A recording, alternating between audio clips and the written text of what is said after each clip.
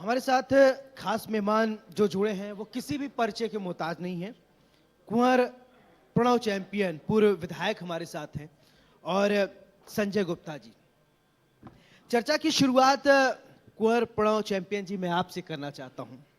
राजनीति के चैंपियन और कई सारी चीजें आपके नाम जुड़ी हुई हैं, लेकिन मैं एक चीज नहीं समझ पाया कि इतना बड़ा चैंपियन आखिरकार चुनाव में कैसे हार गए आप? सर वजह क्या रही? कोई बड़ी बात नहीं। देखिए, बड़ा छोटा कोई नहीं होता जी। कर्म बड़ा होता है। और बहुत बड़े बड़े नेता जिनका नाम लूं, मैं इंदिरा गांधी जी का नाम लूं, बहुत से लोग हैं। तो हार और जीत कोई बड़ी बात नहीं। देखिए, ये हमारा कर्म क्षेत्र है जी। और जैसे स्पोर्ट्समैन स्पिरिट होती है, आप जीत जाएं तो अति उत्साहित ना हो, हार जाएं तो हतोत्साहित ना हो। अपने कर्म को आप निश्चित रूप से करते रहें। तो शायद अब मैं ज्यादा सक्रिय भी हूं। और एक चीज और कहूंगा कि ठीक है, विधायक और मंत्री बन जाते हैं, लेकिन नेता बनता है हारने के बाद, जब आम जनता के बीच पहुंचता है। जब पावर में रहता है तो आंखों के आगे चश्मा रहता है, कभी कभी तो पर्दा भी आ जाता है, और आसपास वाले जो कार्यकर्ता हैं जनता के पास जाने में भी बहुत कष्ट करते हैं। तो नेता बनने के लिए जनता के बीच पुनः जाना जरूरी है, जो फिर से आपको मौका देगी। तो अब नेता की आगे की रणनीति क्या है? हाँ, बहुत अच्छा सवाल। देखिए, रणनीति तो देखिए चुनाव का रिजल्ट आने के बाद से शुरू हो जाती है। रणनीति है मनुष्य का कर्म। मैं जिस क्षेत्र से आता हूं, अति पिछड़ा हुआ, अत्यंत पिछड़ा हुआ क्षेत्र था। मुझे विरासत में पिछड़ापन मिला, और उस विधानसभा क्षेत्र से, मोरना से, जो विधायक रहे, उप मुख्यमंत्री उत्तर प्रदेश नारायण सिंह जी, हमारे काजी सैदुल जमा साहब 3 बार के मंत्री थे, काजी मोहुद्दीन साहब 2 बार के मंत्री थे, लेकिन विकास के नाम पे कुछ नहीं किया। बाढ़ आती थी, फसल बर्बाद होती थी, जनता बर्बाद होती थी। हमने 5 साल में इतना काम वहां पे कर दिया कि उसको अत्यंत पिछड़े से अत्यंत विकसित क्षेत्र बना दिया।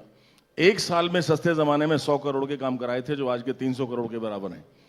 अभी एक विधायक जी हैं, सिर्फ 1 सड़क स्वीकृत कराई है, और सड़क लक्सर की है तथाकथित, क्योंकि जमीन भी एक्वायर नहीं हुई, और बोर्ड लगे हैं रुड़की हरिद्वार से लेकर के देहरादून तक।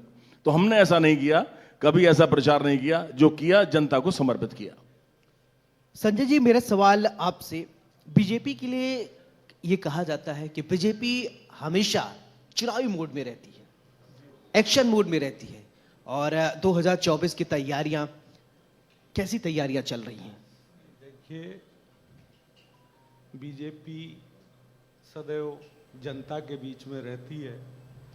जनता के दुख सुख को कम करने के लिए भागीदार होती है, और इसीलिए कहा जाता है कि वो चुनावी मूड में रहती है। तो हमारे नेता, उनका जो आदेश मिलता है, हमें जिस प्रकार से एक विद्यार्थी को काम मिलता है, स्कूल में जाना होता है और प्रतिदिन का काम मिलता है, उसी प्रकार से हमारे संगठन के काम मिलते रहते हैं, और वो हमें जनता के बीच जाना होता है।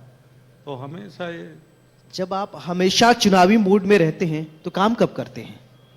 नहीं, काम भी करते हैं, अपने घर का भी काम करते हैं, और पब्लिक का भी काम करते हैं।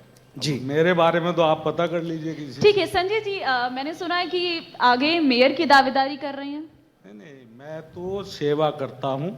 मेरे अंदर सेवा का जुनून है, जो मुझे मेरे खानदान परिवार से मिला है। ये तो जनता को तय करना है, मेरी पार्टी को तय करना है। नहीं, आपका कुछ तो दिल होगा, कुछ तो मन होगा कि हाँ मुझे ये विधायक भी आप बन गए हैं। मैं सामाजिक प्राणी हूँ, राजनीतिक प्राणी हूँ। मतलब आप खुल के कुछ नहीं कहना चाह रहे हैं? नहीं, ये तो एमपी की भी दावेदारी कर रहे हैं सुना। देखिए, मैं किसी में तो हामी भर दीजिए। मेरी जन्मभूमि ये हरिद्वार है, मेरी कर्म भूमि हरिद्वार है, तो मैं कहाँ जाऊंगा? यही तो करूंगा। मतलब आपका कहना है कि हाँ एमपी की दावेदारी है? ये जनता तय करेगी और मेरी पार्टी तय करेगी। चलिए ठीक है, अब देखना होगा पार्टी क्या तय करती है। कहीं निशंक जी की इस बार सीट संजय जी को तो नहीं मिलने वाली है? नहीं, मैंने कहा आपसे, ये तो परमात्मा, पब्लिक और पार्टी के हाथ में है। प्रणव जी, मेरा सवाल, एक बार मैं से खबर पढ़ रहा था, ब्रेकिंग मैंने आपके बारे में पढ़ दिया कि शस्त्रों के साथ कुछ इस तरीके की हरकतें आई, बड़ा आपका नाम भी है, वो सब क्या था सर? थोड़ा समझाएंगे क्या? किसके साथ मान्यवर? एक बार शस्त्र आपको दिखाया कि कुंवर प्रणव सिंह के हाथ में शस्त्र था, सर वो क्या था? एक बार ब्रेकिंग इसे पढ़ने को मिला था। मैं आपको बता दूं, बाल्यकाल से जिस परिवेश में मनुष्य पलता बढ़ता है, जी संस्कार का अंग बन जाते हैं। जी अब क्षत्रिय हूँ, राज परिवार से भी हूँ, तो बचपन से ही शस्त्रों का रखना, दशहरे पर पूजा, अब तो शिकार बैन हो गया, बचपन में खुला हुआ जी। था, शिकार भी करने जाते थे। तो शस्त्र कोई ऐसे, it is not something very special for me, it is जी, just a normal piece of life. जैसे गाड़ी है, किताबें हैं, शास्त्र और शस्त्र जी। दोनों का क्षत्रियों में एक अपना ही प्रावधान है। बिल्कुल। दोनों को हमने किया है। मैंने बहुत ज्ञान हासिल किया, पढ़ के पहलवानी भी की है, पढ़ाई जी भी की है एक साथ। जी जी राजनीति में इसीलिए मुझसे लोग पूछते हैं कि आपने 10-10 विधायकों के बराबर काम कर दिया, कैसे किया? मैंने कहा वो पहलवानी की वजह रही मेरी, और मैंने हर विषय को पढ़ा है। आज मुझे 35 साल पढ़ाई छोड़े हुए हो गए हैं। मुझसे कुछ भी आप पूछ सकते हैं आईएएस के सिलेबस का या एमएससी जूलॉजी का, मैं बगैर पढ़े आपके सामने बयान कर दूंगा। तो ये शस्त्र या शास्त्र ये तो जीवन का अंग है, कोई विशेष चीज नहीं। सर, बहुत सारे ऐसे लोग हैं जो आपसे आपके फिटनेस का राज जानना चाहते हैं कि आप इतने फिट कैसे रहते हैं, उसके बारे में थोड़ा बताइए। मैं फिट से थोड़ा ऊपर हूं साहब। जी 1 मिनट लूंगा। जी लोग कहते हैं हेल्थ इज वेल्थ। जी चैंपियन का कहना है कि not health, strength is wealth. जी हेल्थ तो वो है जो गॉड गिफ्टेड है, ईश्वर ने आपको दे दी, आपकी हेल्थ होगी। स्ट्रेंथ है जो अपने ब्रह्मचर्य से, अपने त्याग से, अपनी शक्ति से आप जीवन काल में बनाते हैं और उसको कायम रखते हैं। That is what is strength. तो fitness comes at a lesser level, strength comes at a more level. मैं 30 साल में जितना स्ट्रांग था, 40 में उससे स्ट्रांग हुआ। 40 में जितना था, 50 में उससे स्ट्रांग हुआ। अब 58 साल का हूं, 50 से भी ज्यादा स्ट्रांग हूं, और 80 साल में इतना हो जाऊंगा, अब से भी दुगना। तो मैंने एजिंग प्रोसेस को रिवर्स कर दिया, और ये होता है जी। कर्म से और नित्य आपका एक नियम और टाइम से। लाइफ में आप अपने आप को कंट्रोल करें, इंद्रियों पर संयम रखें, खाने पीने पे, और व्यायाम बहुत आवश्यक है। मैं 4 टर्म विधायक रहा हूं, लेकिन व्यायाम को मैंने कभी नहीं रुकने दिया। जी और दुर्व्यसनों से बचें, अपने आप स्ट्रेंथ आपके अंदर आएगी। ठीक है, मौजूदा विधायक के काम को आप कैसे देखते हैं खानपुर में? अगर काम हुआ होगा जब भी तो देखूंगा मैडम, काम तो हुआ ही नहीं। हमारे ब्लॉक प्रमुख बैठे हैं, हमारे और लोग बैठे हैं, आप पूछ सकते हैं। 1.25 साल हो गए। देखिए, मेरी परिभाषा विकास को लेकर के थोड़ी सी भिन्न है। मैं सड़क, सीसी, खड़ंजे, पुलिया को विकास नहीं मानता। मैं विकास मानता हूं इंफ्रास्ट्रक्चर डेवलपमेंट को, यानी अवस्थापना विकास को। हॉस्पिटल, बिजली घर, पुलिस थाना, आपने डिग्री कॉलेज खुलवाया, आईटीआई खुलवाई, या तटबंध बनवाए, ऐसा तो कुछ भी नहीं हुआ। इस बार की बाढ़ में तो यह हो गया कि पिछले साल इन्होंने बांध की मरम्मत भी नहीं कराई। सोलानी का बांध टूटा, बाणगंगा का बांध टूटा, जिससे त्राही त्राही हो गई, खादर बर्बाद हो गया। मैंने 20 साल में कभी भी बांध को ऐसा नुकसान नहीं होने दिया था, क्योंकि मैं समर्पण भाव से सेवा करता था और काम करता था। काम के नाम पे खानपुर में 1.25 साल में कुछ नहीं हुआ। मेरे ब्लॉक प्रमुख बैठे हैं, पूछ सकते हैं। प्रणव जी, विजन आपका बहुत क्लियर है। वो विजन क्लियर होने के बावजूद आखिर जनता ने क्यों जो मौजूदा विधायक हैं उन्हें चुना? वो भी वो निर्दलीय चुनाव लड़े थे, फिर भी उन्हें इतना पूरा मैंडेट मिल गया। आपके पास तो एक पूरा पार्टी का सपोर्ट है। ऐसी कौन सी आप सोचते हैं कि मैं ये बात जनता तक नहीं पहुंचा पाया? जरूर कुछ ना कुछ खामियां रह पाती हैं जिसकी वजह से जनता हमसे कनेक्ट नहीं हो पाती, होता है वो, लेकिन आप उस चीज को किसको मानते हैं कि कहां पर वो कमजोरी रही? देखिए, I don't know why this happens with me.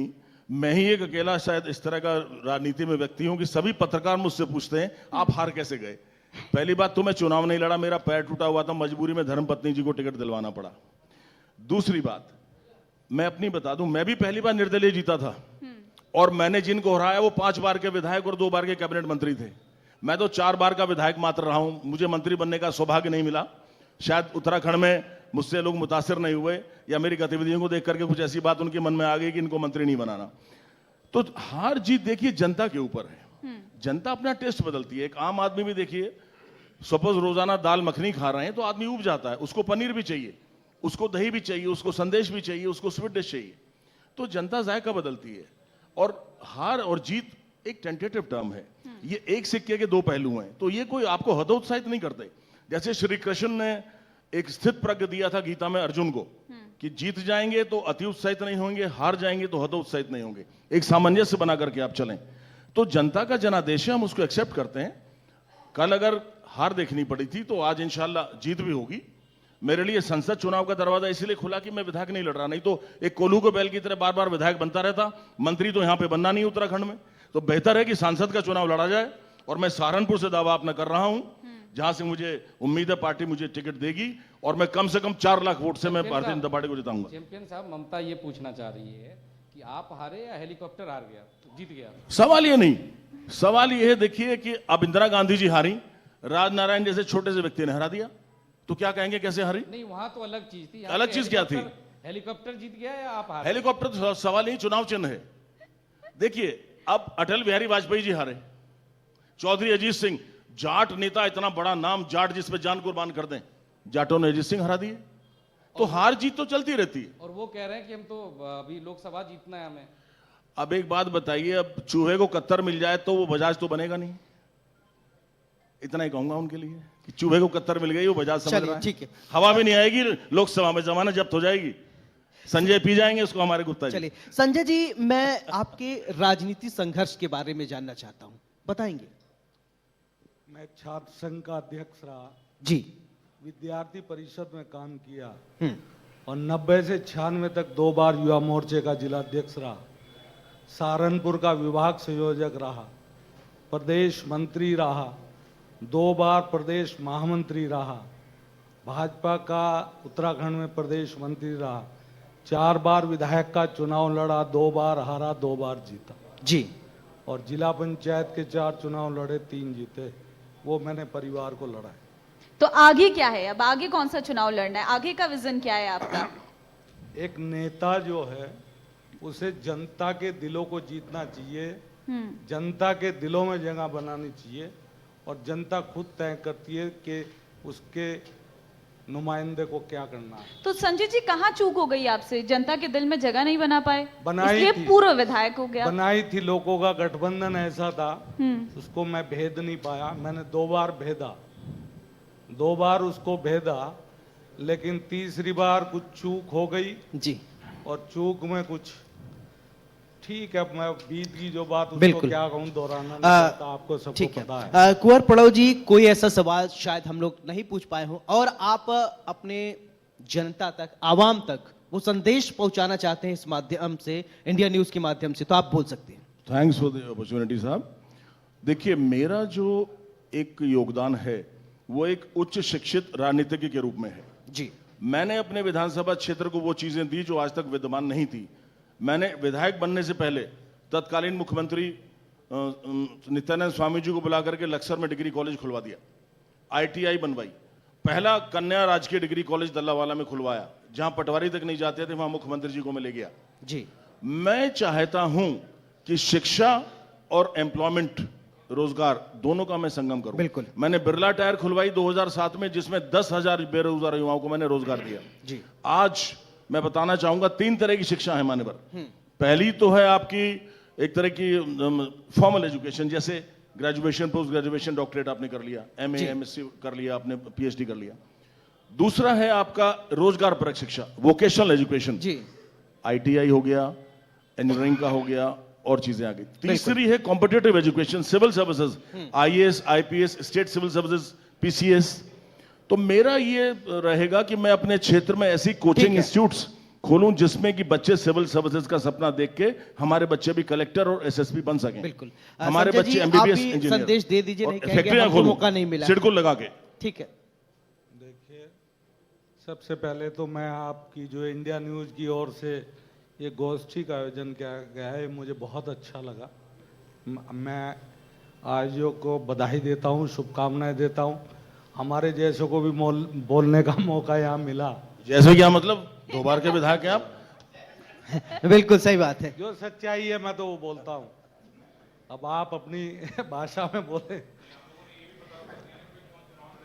हाँ। मैं तो चलिए जल्दी से एक कंप्लीट शेर कीजिए। के माध्यम से अपनी बात कहना चाहता बिल्कुल हूं बिल्कुल।